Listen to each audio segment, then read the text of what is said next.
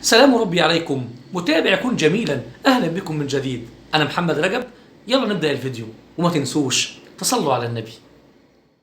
المفروض لما يكون الجنازة امرأة الناس تراعي مشاعر وغيرة أهلها ومحارمها، وما يفضلوش يخنقوا ويضيقوا عليهم وهم بيشيلوها من الخشبة علشان ينزلوها قبرها، لدرجة إن المحارم وهم بينزلوها قبرها بيضطروا إنهم ينزلوا من تحت الغطا علشان يداروها من أعين الناس، فبيكون الإحساس صعب عليهم وهم بيحاولوا يستروها من أعين الناس.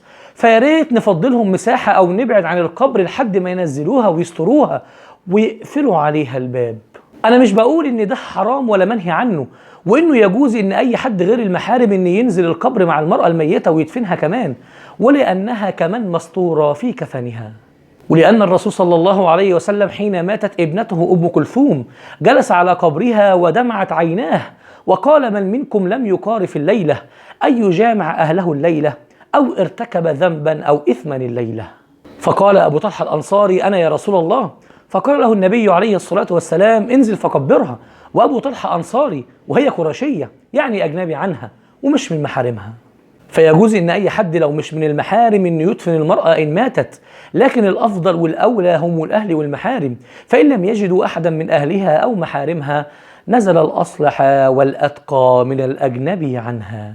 فالمسألة مسألة مراعاة مشاعر وغيرة فطرنا الله عليها حتى وإن كانت المرأة ميتة.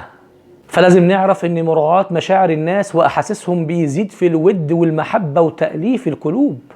والرسول صلى الله عليه وسلم علمنا كثير من المبادئ والأدب اللي من خلالها حسنا إننا نصون ونراعي مشاعر وحرمة حتى الأموات.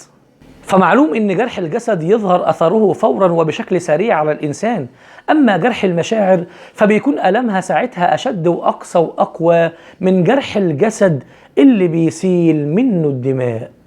والعلماء ذهبوا إلى أن حكم نظر الرجل إلى المرأة بعد موتها كحكمه في حياتها، إلا إذا وجدت ضرورة لذلك، لأن الموت لا ترتفع به الحرمة، والإنسان محترم شرعا سواء كان حيا أو ميتا.